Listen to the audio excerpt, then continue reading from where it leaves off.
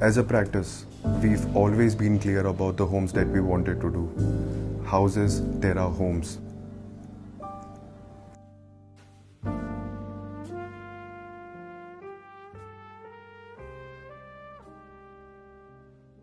So the form of Mashrabiya began as a thought that encompasses the context of its surrounding along with the inhabitants of this home.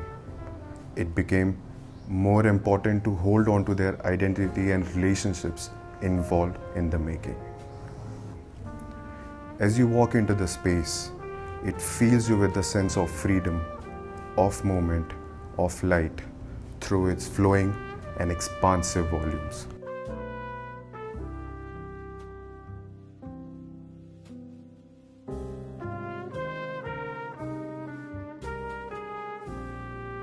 The courtyards floods the space all around with daylight, illuminating almost every corner of this space, sort of gradually waking up the house.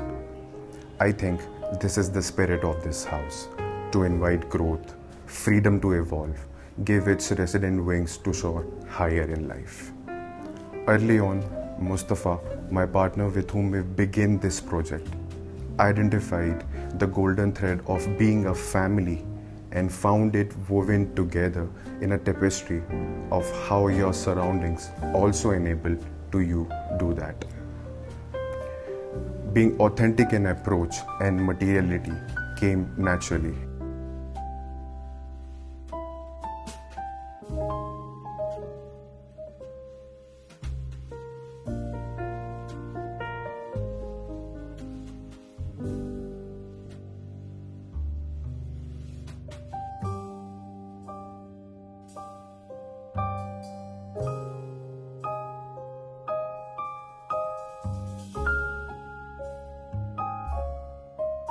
All this inner feeling is what it means to describe Mashrabiya.